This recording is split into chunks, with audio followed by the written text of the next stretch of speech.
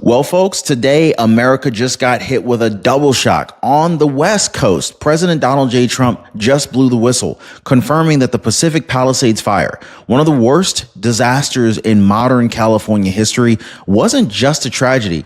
It was a land grab engineered by Gavin Newsom. Trump says the governor let homes burn, denied families the right to rebuild, and now wants to bulldoze the ashes for low-income housing projects that nobody voted for. Can you believe this? This was a setup. This was a land grab from Gavin Newsom. Unbelievable. I mean, we already remember what they did in Hawaii. Don't even get me started there. And so while that bombshell shakes California to its core, here in Washington, D.C., the House of Representatives just melted down. Democrats circled the wagons to protect Ilhan Omar, the very same congresswoman who mocked Charlie Kirk after his assassination, reposting videos that smeared him as reprehensible and then blamed him for his own murder. How is she even human?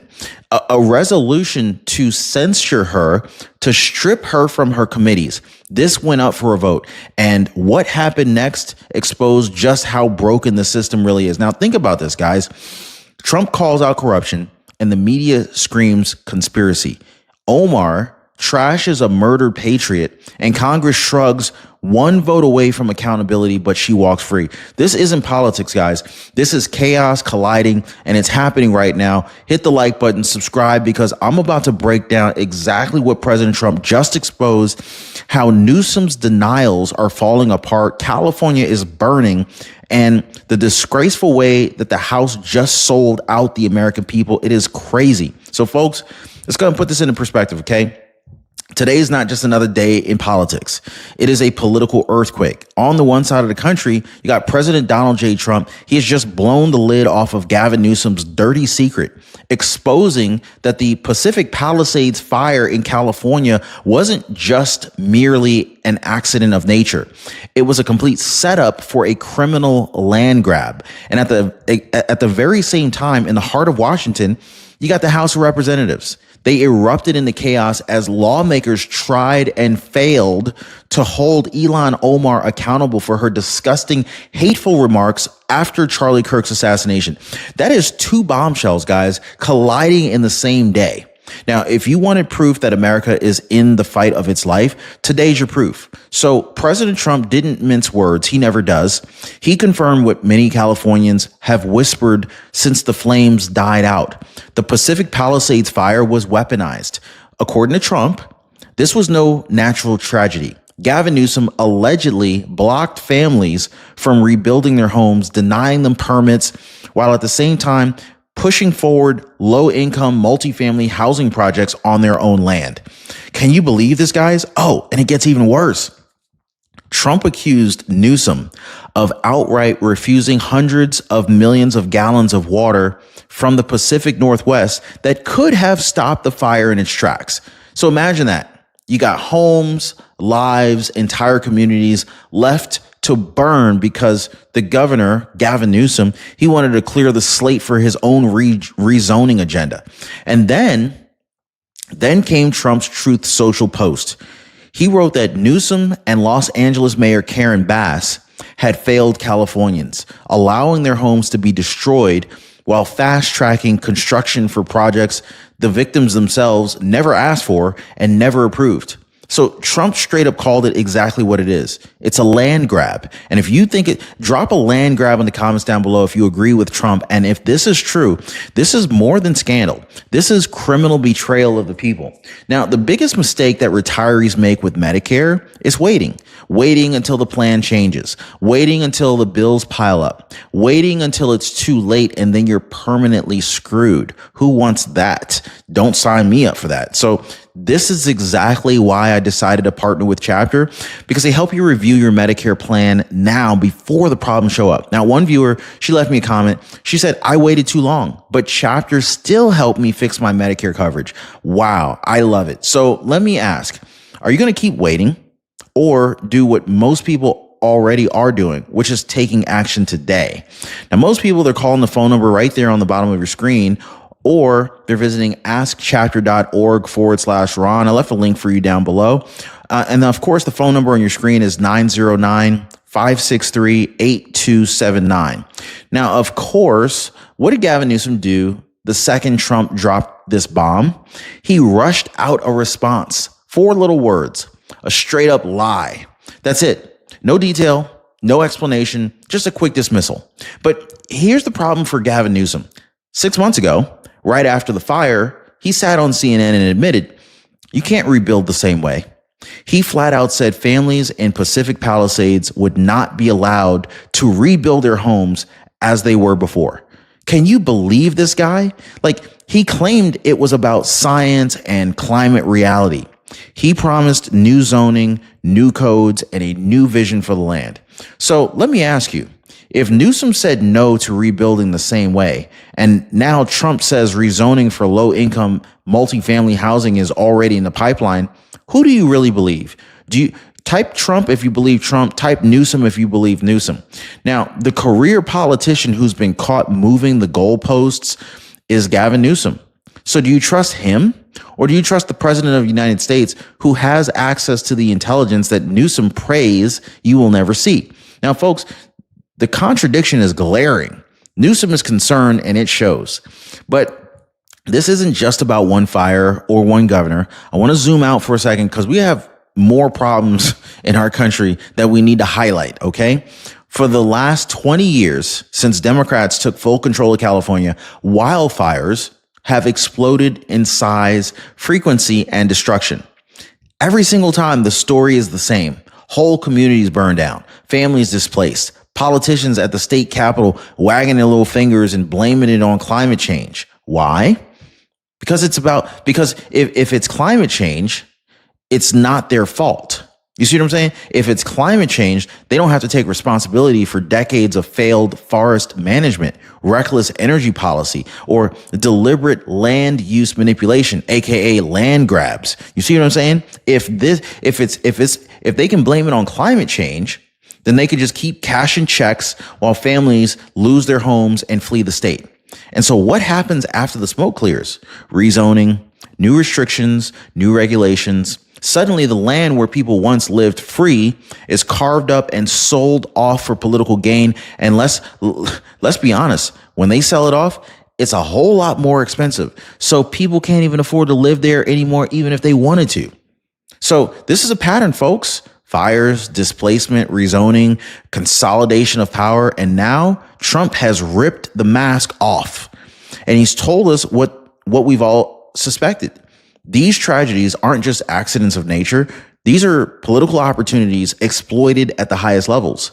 So while Trump was tearing the mask off, Gavin Newsom's scheme in California, another storm was raging in Washington, D.C. Now, this time it was centered on Representative Ilhan Omar.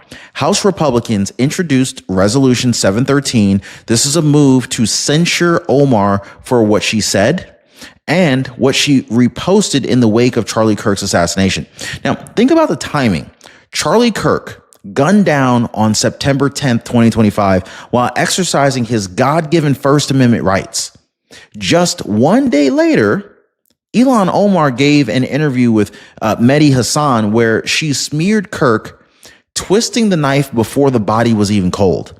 And then 2 days after the assassination, Ilhan Omar reposted a vile video on X that disparaged not only Charlie Kirk, but also the millions of Americans mourning his death. The Republicans said enough is enough, and they brought the fight to the floor of the House. So let me tell you exactly what was in that video that she shared, because it was jaw-dropping. The clip literally said, Charlie Kirk is dead, and before the body got cold, the far right propped his corpse up as a cardinal for their holy war. It called him a reprehensible human being who preyed on weak-minded people. Guys, this person's unbelievable. Like, it labeled him a sarcastic terrorist, a transphobe, a denier of genocide, and a believer in the subjugation of women. And then the final dagger, of course. They said Charlie Kirk was Dr. Frankenstein, and his monster shot him through the neck. Can you believe this, guys? Not only does Omar amplify those words, but she reposted them while the family is grieving. while the nation is mourning, while the memory of the murder is still raw in everyone's minds. That's not debate. That is not free speech. That is desecration of a man's character after he's gone, and it's beyond reprehensible. This is why Republicans demanded censure, because a member of Congress mocking and blaming an American conservative leader for his own assassination doesn't just stain Omar's name, it stains the dignity of the entire House of Representatives. So now, here's why this wasn't just symbolic. House Republicans pointed directly to Rule 23, which says every member of Congress must behave in a way that reflects credibility on the House. And let's be clear, what Omar did was the opposite of credible. It was disgraceful, dishonorable, and beneath the office she holds. The resolution laid it out. Omar should be formally censured, forced to stand in the well of the House while the resolution is read aloud for the entire nation to see. And not just that, she should be removed from the Education and Workforce Committee and stripped from the Budget Committee. Now, if you think Ilhan Omar should be immediately removed, drop a removed in the comments down below. Guys, why these committees? Well, the reason is because they deal with America's future and America's money. And somebody who openly mocks the murder of a conservative leader doesn't deserve to have a say in either of those. This was about accountability, plain and simple. So what happened next? Complete chaos. Catherine Clark of Massachusetts immediately moved to the table of resolution, basically to bury it before it could even get debated. Republicans pushed back, demanded a recorded vote, and when the vote came in, it couldn't have been any closer. 214 in favor of tabling, 213 opposed, completely divided. One vote, one single vote, and that was it. Omar walked free. No censure, no removal from committees, no accountability. The chamber erupted. Conservatives absolutely furious. Democrats cheering. The American people left staring at their screens thinking, how on earth can this happen? A member of Congress smears a murdered patriot, amplifies hate speech, and still gets shielded by her party. Wow. Folks, this is not oversight. That is a meltdown of morality inside the people's house. So here's where the rage really sets in. Look at the scoreboard. President Trump blows the whistle on Gavin Newsom's shady land grab. And then what do the media and the establishment call it? They call it conspiracy theory. They mock, they sneer, they dismiss.